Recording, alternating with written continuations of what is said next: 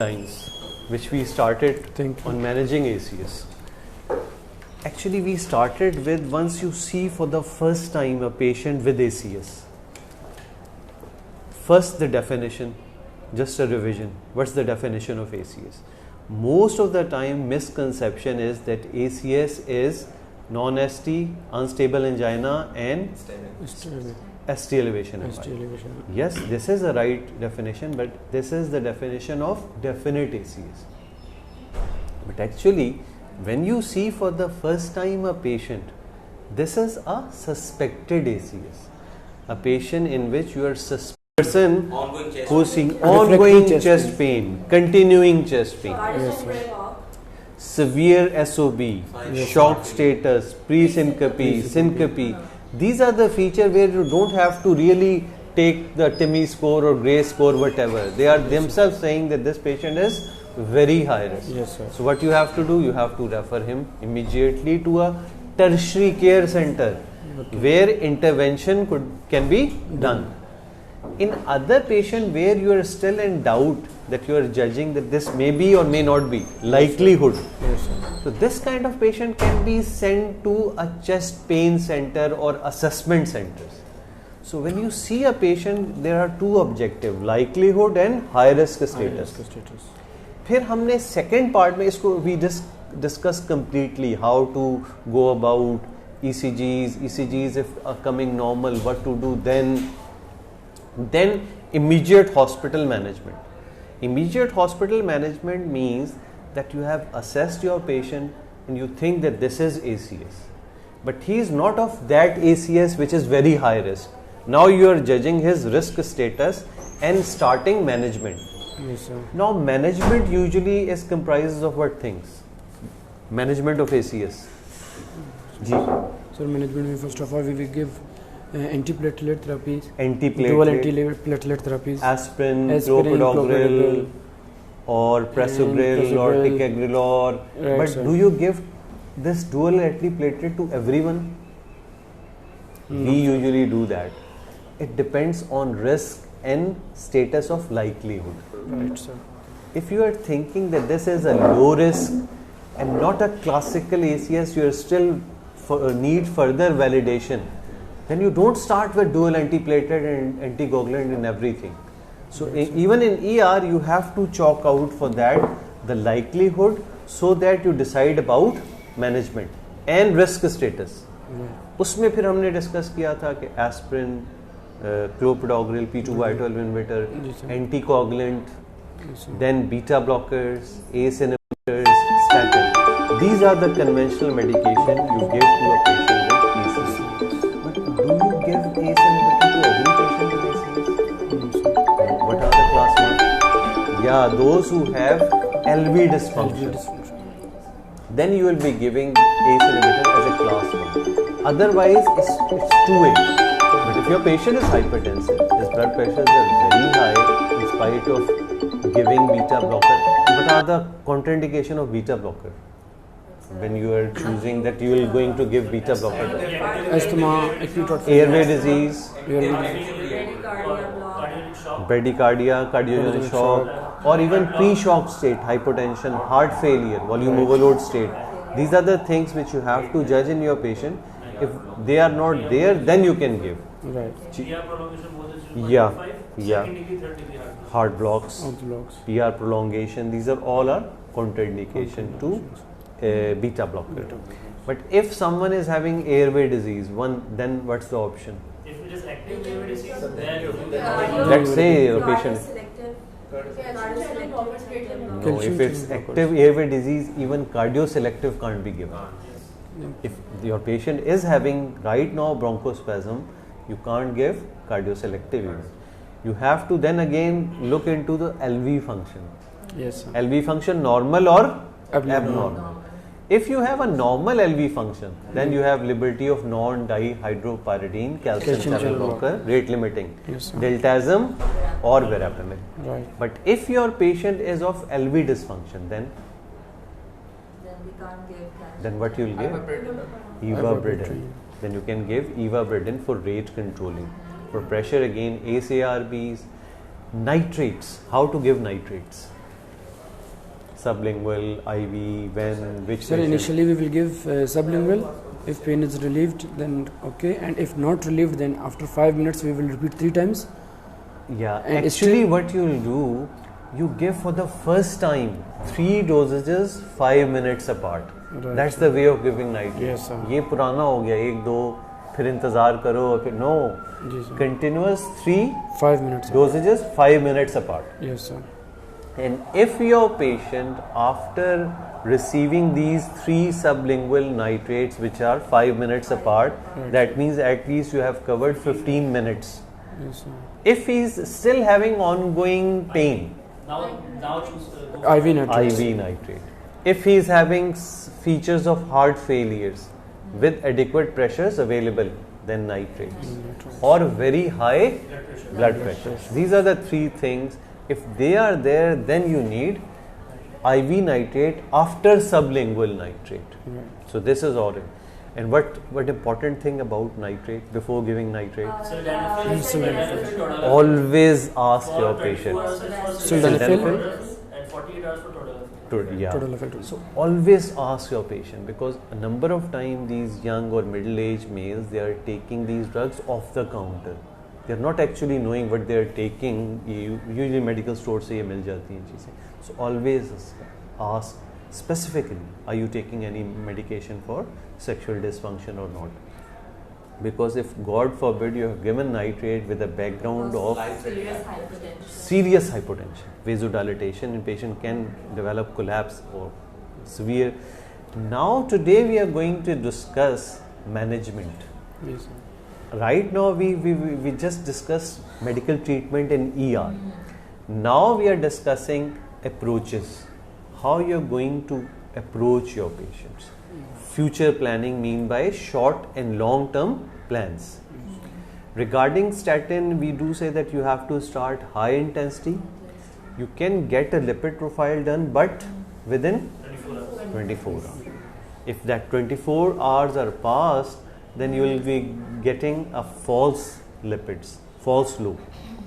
So either get it within, but usually we don't prefer to get a lipid profile unless and until you think that the familial issue or other things, triglyceride or otherwise, because you have to start statin one way or the other, because this patient is a candidate of statin irrespective of cholesterol level. So it's good to check after 6 and 12 weeks to see whether your patient is achieving targets or not. And the drugs which we commonly use in high intensity are Atorvastatin 8. Atorva 40 to 80 and Rosuva 20 mg. That's the dose you use. But a number of our patients, they really can't tolerate very high dosages. When we check lipid profile after 6 or 12 weeks, their LDLs are 30, cholesterol 90, 70, 80. So usually in very old patients, we don't give very high dosages of these statins. Now what are the approaches after, like, you receive your patient in your ward or in ER? So now how you categorize your patient in terms of approaches? There are 4 kind of approaches Yes, sir. in an ACS patient. First, define what are those 4 approaches. G, Sir, first one, immediate invasive. you can take mic. Shift this mic to whoever is talking. Yeah. Keep in your hand. Sir, immediate invasive approach, Okay. early invasive approach, delayed invasive approach, and An immediate invasive approach is a one in which you are taking your patient to the cath lab for intervention, for diagnostic as well as intervention with an intent to intervene. In which you opt for this approach, that you want this patient to take to the cath lab within 2 hours of presentation. sir, patient with sir, electrical instability, patient with shock, Refractory refractory angina. angina. So these are the things: hemodynamic instability, failure. These are very high risk. Need to be taken to the cath lab immediately. Yeah, Mechanical complication. mechanical complications. What is early invasive? Duration? Sir, early those patient with TIMI risk score of 2 or more than 2, GRACE score more than 140, and sir, Grace mark- score mark greater than 140. 140. But usually previously we used to cool down our patients. If your apparently patient is not very high risk but his troponin is positive or have some STT changes, then now it's said that you can take these patients within 24 hours of the event to the cath lab. This is early invasive approach.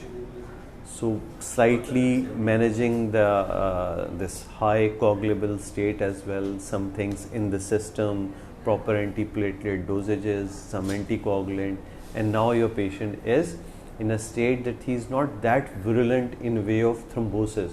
But the above patients who are very high risk, they have shown that in spite of that severe fibrogenic milia going on, if you intervene, you get benefit because they are having life-threatening state. Even slight delay and not taking care of the culprit lesion may cause serious consequences in them. But if your patient is moderate risk or intermediate risk, then there is no such kind of thing that you have to take immediately to the cath lab, but at least within 24 hours, or delayed is 25 to 72 hours. So usually our patients who are admitted in ward, these are kind of patients which can be taken as either early or delayed invasive. Delayed, sir, those post-cabbage patients or PCI within last 6 months. Those who are apparently are not very high risk, but their background is so that you want to clarify their risk status, like LV dysfunction patient, recent MI, prior cabbage, previous PCI, CKD.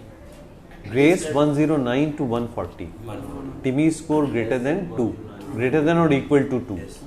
और जो बिल्कुल 1 हो जाएगा टिमी score तो वो these are ischemia guided or with comorbidities, very old age patients, renal dysfunctions. Although renal dysfunction as such is a risk factor, but if you think that this kind of risk he's having, like end stage renal disease with other old age and all problems, but at present he is not of that kind of patients, either early invasive or immediate invasive, then he can be managed ischemia guided depending on symptoms, signs, whatever going on. Now how to judge these things is starting from symptoms, how to assess symptoms, how to decide your patient is a known ischemic or he is having for the first time this event. अभी आपके पास दाखिल होता है ना मरीज यहाँ पे, so how to know on the basis of history, is he having ongoing symptoms like background IHD, stable, unstable, what happens to him, how you judge on your history, or this for the first time he had this event, कैसे करते हैं आप अंदाज़ा risk status का उसका, यानी क्या चीज़ें इंपॉर्टेंट होती हैं when you assess your patient, to assess these risks, to decide. देखें immediate invasive की तो बातें हो ही गई ना, early और ischemia guided. So early invasive, those patients with high troponin levels, Okay. high TIMI, high risk, You high know Grace score. how you made that TIMI risk score? By means of risk factors. Achha, if you remember few videos I uploaded, a number of time I asked my junior, have you assessed the risk factors? Or they are saying there is no risk factor. Just asking the patient कि आपको cholesterol है, sugar है, वो बड़ा खुल के कहता है नहीं है, ना शुगर है, ना कोलेस्ट्रॉल है, ना कुछ है. और फिर जब अगला सवाल मैं उससे पूछता हूँ मरीज से, आपने कभी चेक कराया है? नहीं. How do you know? So a good question in history is, have you ever been checked for sugar or cholesterol or blood pressure? So you have to judge every risk factor of your patient properly in a way. Is he having risk factor and what's the status of that risk factor when you are assessing risk? ये जो आपको TIMI score वो तो summarize status होता है ना. There is one diabetic who never have checked his sugar. Last 3-4 years he is just taking a single oral hypoglycemic. In month or so he do check random sugars. जो 200 सवा 200 आ जाती है तो वो बड़े खुश होते हैं, मैं बड़ा ठीक चल रहा हूँ. और उनसे पूछो हाँ शुगर सही चल रही है, and when you dig out you found that. That's commonly happen with diabetic. So every risk factor should be assessed, deeply assessed. भाई सबसे पहले तो मालूम करना है या नहीं है, and what are how to assess in a general patient his risk status. एक तो बड़े आसान सवाल है ना, शुगर है या नहीं है, वो तो हाँ ना कर देता है, नहीं शुगर कभी चेक कराई आपने, नहीं कराई, अच्छा अगर है तो भी अभी बहुत सारी बातें हैं जो पूछनी होंगी. ब्लड प्रेशर है नहीं है, अच्छा ब्लड प्रेशर एक ऐसी मुसीबत है जो हर को है, वो जब होता है तो दवा लेते हैं. This is a big misconception in our setup that people think that whenever they have unusual circumstances, headache, whatever, and their blood pressure is raised, they go to their GP. This GP gives an antihypertensive, and next day or after 2 days, and when blood pressure comes down to or normal, he says that बस अब ज़रूरत नहीं है. And they thought that this is blood pressure. This is actually misdiagnosis. And this same strategy usually those people apply who are actually blood pressure hypertensive. कि वो समझते हैं BP इसी तरह होता है कि जब होता है तो, और होता कहता है जब सर में दर्द हो रहा हो या ऐसी चीज हो रही हो तब बीपी होता है. Actually this is not blood pressure, this is reactionary increase in blood pressure levels, it's not hypertension. So what you have to जज, you have to judge even carefully those who are saying that they are hypertensive, are they hypertensive or not. आपके पास वो आएगा दवा लेके 110 और 70 का BP उसका होगा, तो उसमें उल्टा जज करना होता है कि है भी या नहीं भी. लाइफस्टाइल, डू वी जज our patients lifestyle, do we ask anything about it, how to जज दैट. जी बताएं क्या पूछते हैं आप, क्या पूछते भी हैं कि नहीं पूछते हैं. अच्छा ये भी बड़ा मज़ेदार सवाल होता है. व्हेन यू आस्क भाई आपका चलना फिरना होता है, वॉक करते हैं, बहुत वॉक करते हैं, क्या वॉक करते हैं, एक कमरे से दूसरे कमरे, दूसरे कमरे से पहले कमरे, यानी घर में बहुत काम करती हैं. ख़वातीन से बात करो, हम बहुत काम करते हैं, बहुत वॉक होती है हमारी. This is not walk. What we intend to ask the physical activity which is indicated. What is the physical activity indicated? क्या at least your target heart rate which is 220 minus age, at least kind of activity where your target heart rate of 80 to 85% of your target heart rate should be achieved for a certain period of time. Usually it's 40 to 45 minutes most days of the weeks. तो आपकी कोई walk, कोई activity, कोई इस किस्म की चीज़ है या नहीं है, और नहीं है तो at the time of discharge you have to counsel your patient for that. ये भी बड़ी important advice है discharge bed से कि अब आपने वॉक शुरू करनी है. And especially those patients in which you have fixed everything, there is no point in keeping them in bed. Within 1 week they can start all their activities, and in next week they can go to job, office, whatever extra work, driving, ये सब कुछ कर सकते हैं second week में.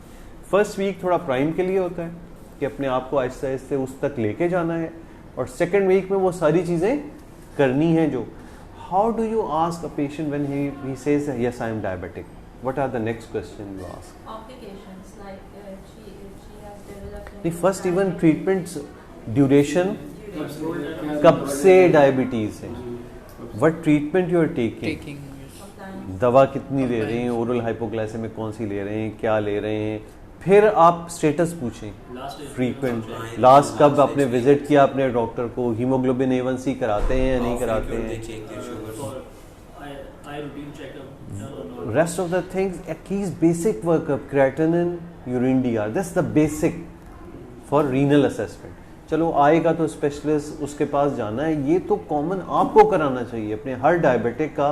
Creatinine, और जैसे OPD में आप 40-50 मरीज देखें, इस पर आप स्टडी कर सकते हैं. Just assessing albumin urea in diabetics coming to OPD, ये आपका एक रिसर्च का टॉपिक बन सकता है कि हर की आप यूरिन हीमोग्लोबिन A1C का रख लें. रैंडम हमने हीमोग्लोबिन A1C की और देखा कि ओपीडी में आने वाले जो रेगुलर दवाइयाँ ले रहे हैं सब चीज़ों की, what is there hemoglobin A1C status. Similar is dyslipidemia. How to assess dyslipidemia? पहले कभी कोलेस्ट्रॉल हुआ भी है या नहीं हुआ है.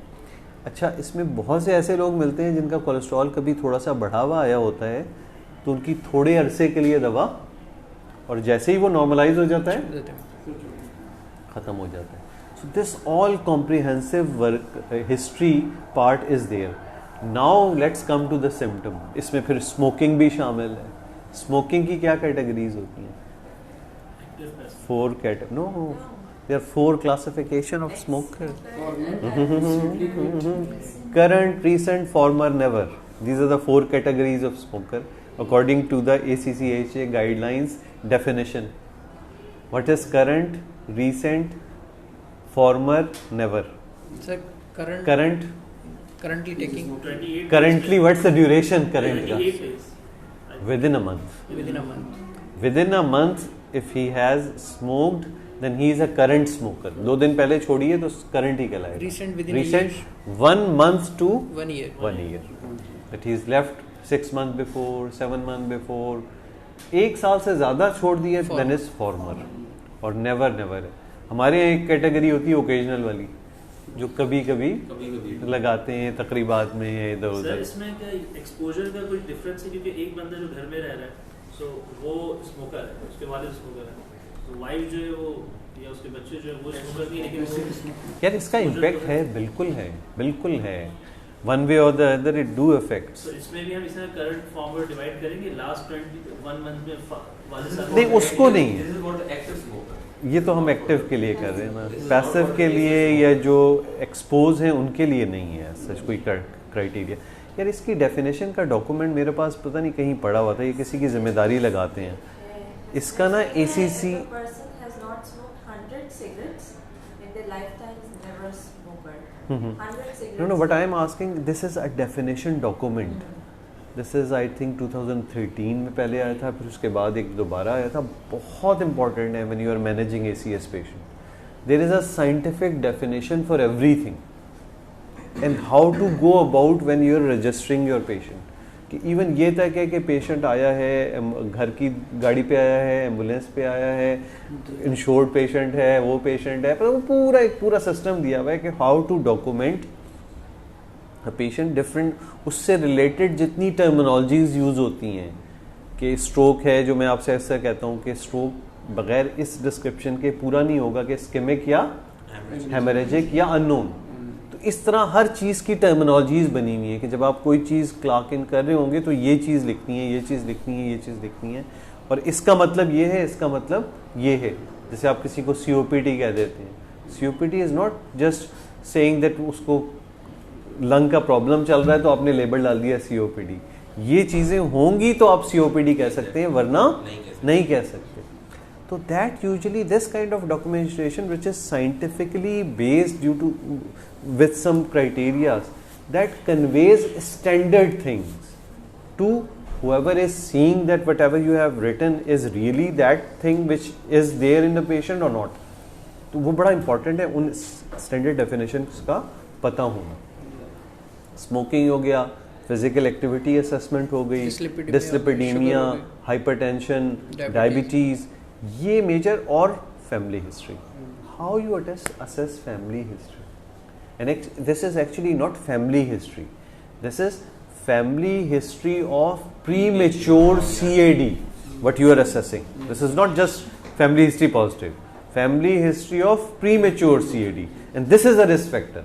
Otherwise, if someone's father had MI at the age of 70, so ये भी अगर फैमिली में किसी को इस एज से पहले मेल या फीमेल में है, then he will be counted as positive family history for premature CAD. But as instantaneous death, sudden death की तो ये एक instantaneous death की definition भी है. When patient is unable to comprehend symptom, कोई चीज़ स्टार्ट हुई और ढक कि वो अभी अलामत भी नहीं बता पाया है मरीज and is died. This is instantaneous death. Sudden death within hour, instantaneous death without able to convey symptoms and patient die. This is instantaneous, usually arrhythmias. और इसमें अमूमन इस्केमिक नहीं, और ज़्यादा ये कार्डियोमायोपैथी और इस टाइप की चीज़ें होती हैं. एकदम से वो बस arrhythmia आया और उससे पहले बिल्कुल asymptomatic patients. So family history positive, diabetes, proper assessment. And you should be knowing some basics of managing diabetes as well. outpatient, it's very difficult for these poor patients to attend one doctor for diabetes, one doctor for IHD, one for this and one for that. What are the present guidelines of type 2 diabetes management? Initially is metformin, unless and until they are severe renally compromised. Less than 30 है तो फिर तो बिल्कुल नहीं देना है, वो फिर नेफ्रोलॉजी कंसल्ट के बाद. 30 से अबव है तो कॉशियस रहना होता है. 60 से अबव है क्रेटिनिन क्लियरेंस तो फिर तो आराम से. What's the next drug you will add after metformin? Ideally SGLT2 which are empagliflozin or dapagliflozin. These two are available right now, and they are available singly as well as in combination with metformin. So it's good to add on. They have benefit in cardiovascular outcome, heart failure. So they have additional benefit. That's why even guidelines now advocating after metformin in a patient with multiple risk factors for IHD or a case of IHD, you should be adding either SGLT2 and the next other one is GLP agonist. GLP. Pulmonary users are doing it continuously irrespective of glucose level, but this and reduction in glucagon. So metabolically a lot of function which are even better than insulin, taking care of both insulin, glucagon and everything, and once a week injection. And usually about to reduce 1 to 1.5% of hemoglobin A1C. These जो diagnosed थी उसके हिसाब से क्या क्या status रहा, फिर उसमें आप अपना परफॉर्मा और एक्सटेंसिव बना लें, एज वाइज, जेंडर वाइज और पता नहीं क्या क्या कोमॉर्बिडिटीज वाइज कि क्या सार्ट डिस्लिपिडीमिया है, हाइपरटेंशन है तो क्या हो गया, नहीं है तो एक लंबी चौड़ी बड़ी रजिस्ट्री बना सकते हैं इसको, कि कोई भी बना के परफॉर्मा इस पर काम कर सकते हैं. तो ये डायबिटीज़ की मैनेजमेंट हो गई है. फिर that's we started from history taking of a ACS patient. ACS patient history because these things are important. You can advise them. Until and unless consultant would recommend it with their stamp, they won't do this. Hardly you can. At the time of discharge, get my recommendation for that. Because if your patient is 5-6 years diabetic and he has no hemoglobin A1C, how can you decide about his future management? Usually people do shift these patients to insulin, but they are well controlled on even just 6 units, 8 units. So severity of pain, CCS class wise limitation, activity of patient. Actually this patient usually comes to hospital with one symptom, that he had this pain like last night हुआ और अभी आपके पास पहुंच गए होंगे 1 घंटे में. Now you should be asking what episodes before that. Rest angina, exertion, Exertion whole previous week. Yes. And even background as well. One patient he may say that मुझे 6 महीने से ऐसा हो रहा है कि मैं थोड़ी सी सीढ़ी चढ़ता हूँ और सीना भारी हो जाता है, मुझे रुकना पड़ता है और कभी कभी ये चीज़ बैठे बैठे भी होती है. लेकिन आज क्या हुआ है, आज शदीद हो गया है और 15-20 मिनट से बैठे बैठे चले जा रहा है. This is a different patient. And a patient who says this happens for the first time. ये क्या गाइड कर रहा है, ये वाला जो आपका मरीज 6 महीने से इसकी और वेजल्स में बहुत सारी बीमारियां पल रही हैं और अभी कोई एक प्लैक रप्चर हुआ है, और ये जो पेशेंट द फर्स्ट टाइम आया है इसका यही ताज़ा प्लैक अभी रप्चर हुआ है और उससे पहले की बैकग्राउंड में कोई प्रॉब्लम नहीं है. और उससे क्या होता है, फ्यूचर प्लान होता है. मैं कई पेशेंट्स को बाईपास से बचा चुका हूँ इस बुनियाद पे, इस असेसमेंट पे. अब इस मरीज की आपने एक डायबिटिक है अनकंट्रोल्ड सा और फॉर द फर्स्ट टाइम उसको पेन हुआ है और इससे पहले की इसकी तमाम एक्टिविटीज और अच्छी एक्टिविटीज हैं, in is asymptomatic, totally asymptomatic. And this time you did the angio and found a small OM with subtotal occlusion with clot and everything, and his LED having 70%, his RCA is having 60 to 70% long lesion, some plaque in left main as well. Advise cabbage. How do I know that these lesions are non-flow limiting on this history? कि भाई इस rupture प्लैग से पहले तो इसको कभी कोई symptom ही नहीं हुए, तो ये जितने प्लैग जिनको इन्होंने किसी को 50%, किसी को 80%, किसी को 70%, ये जितने भी हैं ये फ्लो लिमिटिंग, मुझे यह तसल्ली होती है। मैं कहता हूँ अभी ये 1-2 हफ्ते दवाई खाएं और फिर उसका स्ट्रेस कराता हूँ, थैलियम बिल्कुल क्लियर, साफ सुथरा, 10-12 मिनट चला हुआ। और ऐसे मेरे पास बहुत से 5-5, 7-7 साल के पेशेंट्स हैं, they are still at that same level of, and they were advised to get immediate surgeries just on that anatomical background without knowing your patient's background. But same happens with a patient who's having ongoing angina with that rupture plaque is different. I don't know. If you really want to judge, then you need to do FFR, because usually a patient who's having background symptoms means LAD or left main. Usually stable angina can't appear from SIRC or RCA. Usually. कुछ दिन तो हो सकता है, फिर वो collateral ऐसे बन जाते हैं कि पेशेंट सर्क और आरसीए डिजीज का कभी भी परसिस्टेंट सिम्टोमेटिक नहीं रहता है, वो नेचर ने ऐसा बनाया हुआ है। इसीलिए तो आपकी मोर्टेलिटी बेनिफिट एलएडी और लेफ्ट मेन के साथ है। स्टेबल एंजाइना जिसको चल रहा होता है, that means he has either proximal LAD problem और लेफ्ट मेन प्रॉब्लम और left main equivalent kind of thing, multi vessel disease. Usually single vessel disease are uncovered by non-STs. Ongoing angina or positive VTTs, these patients are 90% of the time either multivessel, left main or LAD. Single RCA or single SIRC very rarely give you a positive VTT or positive, or maybe positive at very high workload, not at very low workload.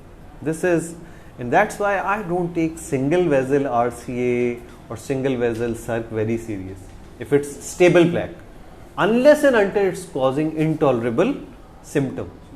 And that's the way you judge your patient's background, clinical history, ongoing pains, multiple episodes. और multiple episodes एक ही lesion दे रहा होता है, even वो छोटी सी Hume होती है, I do fix it. If this patient had 3-4 episodes of chest pain in last 1 week, that means this is a kind of plaque which is not getting stability. So even after discharge, he is going to have this problem. So even this is a small OM, this will going to give him symptoms repeatedly. ये भी आप discharge करेंगे फिर आ जाएगा. So you have to do something for it. Multiple episode. एक episode का pen होता है तो थोड़ा सा इंसान चांस ले सकता है कि शायद अब ऐसा फ्लो बनना शुरू हो गया है कि अब ये प्लैक गड़बड़ नहीं कर रहा है. But these are all subjectives.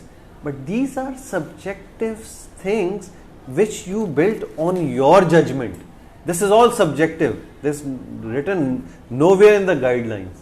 But you and your patient, because this is a sixth sense which you get after interviewing your multiple patients. जब आपका ये पूल अपने जहन में 1000-2000 मरीजों का ऐसा पूल बन जाएगा जिनकी आपने एक प्रॉपर जजमेंट के बाद एक अपनी पर्सनल रिस्क असेसमेंट की हुई थी.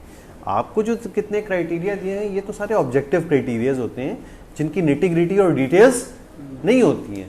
वो जो फर्दर डिटेल्स और उनकी निटी-ग्रिटी आप पेशेंट के रिस्क को असेस कर रहे होते हैं अपने तौर पे, वो एक अलग होता है.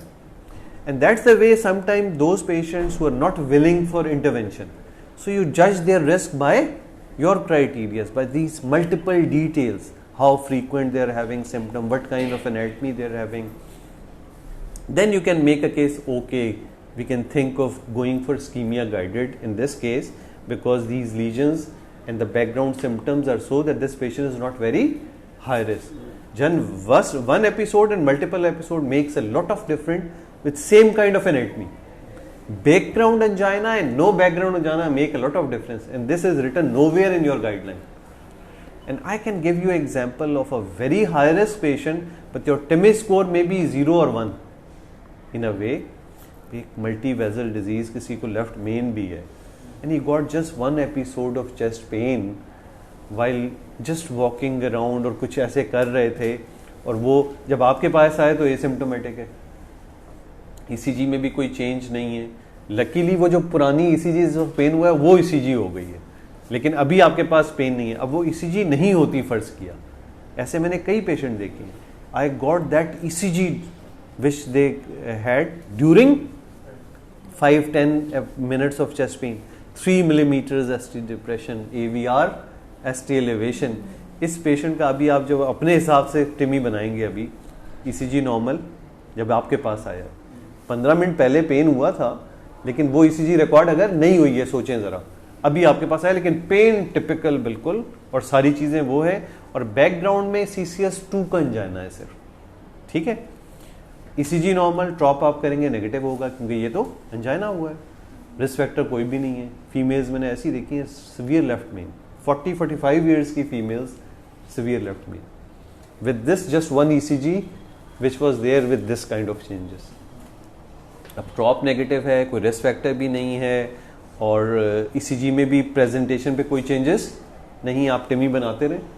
सो it's not all the time that TMT will help you, it's all your comprehensive assessment will guide you the risk of your patient, and this needs proper risk background assessment, proper background assessment of symptom status, their logical sequence, and then judge your patient's risk in depth, that what's the risk status, and you decide early invasive or delayed invasive or immediate invasive.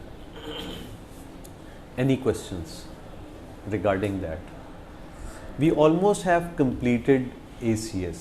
Just slight recapping कि important, सबसे important thing ACS में पहली चीज़ as a ER physician आपकी क्या होती है? Likelihood, क्योंकि ACS में आपको ST एलिवेशन नज़र so important that you should exhaust yourself, and a lot of these patients are missed because their ECG is not showing definite changes, time marker का अभी हुआ नहीं होता है जिसकी बुनियाद पे, और हम तो हर का मार्कर कर रहे होते हैं विदाउट टाइम, वो सिर्फ आपको सिम्टम से जज होता है। Unless and until you take a history in detail and assess symptom status and get the feel that these characters are typical ischemic, वो नहीं है तो बाकी ECG में भी चेंज आ रही है, ट्रोपोनिन भी थोड़ा सा पॉजिटिव आ गया है, और कभी कभार अल्टरनेटिव डायग्नोसिस इन पेशेंट्स की होती हैं। सो बहुत इंपॉर्टेंट आपके लिए चैलेंज होता है लाइक्लीहुड, इज दिस ACS और समथिंग एल्स।